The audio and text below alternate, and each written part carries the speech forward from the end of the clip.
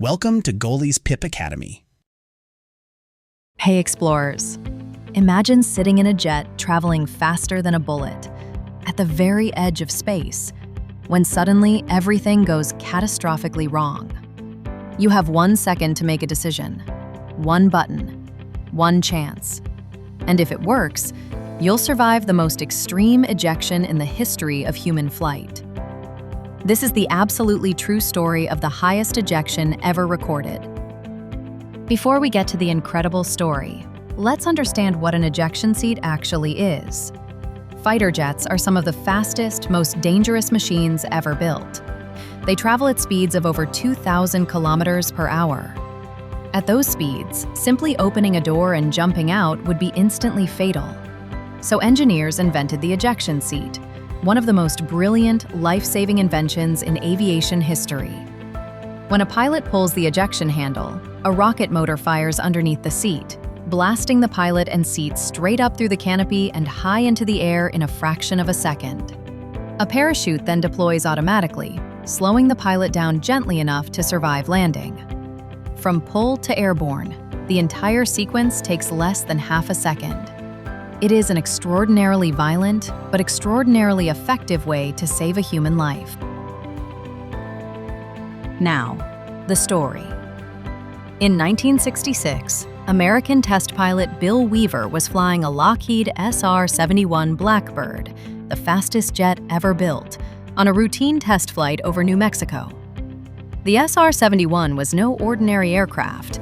It flew at Mach 3.2, more than 3 times the speed of sound, at altitudes above 24,000 meters. That is so high that the sky above turns from blue to black. You can actually see the curvature of the Earth from up there. At that altitude, without a pressurized suit, a human being would lose consciousness in seconds and be dead in minutes. Then, without warning, catastrophic structural failure. The aircraft began breaking apart around him at over 3,500 kilometers per hour. Bill Weaver didn't even have time to reach for the ejection handle.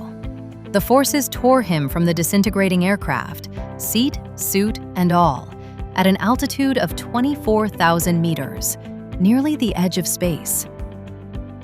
What happened next is something that scientists and aviation experts still marvel at today.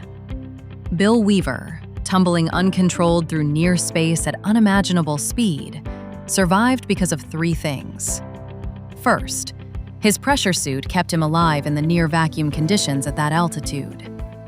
Second, his body naturally went limp when he lost consciousness, meaning his muscles didn't fight against the violent forces tearing around him.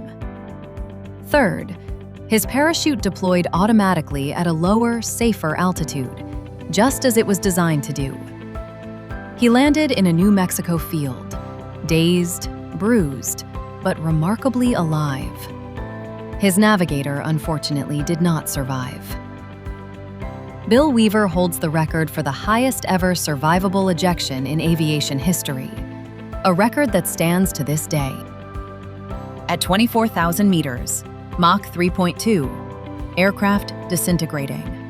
No time to act, and yet, Bill Weaver survived because brilliant engineers designed systems tough enough to save a human life, even in conditions nobody imagined anyone would ever face.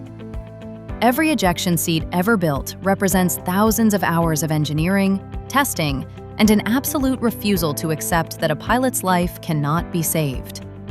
Until next time, explorers, remember that behind every survival story, there are engineers who refuse to give up.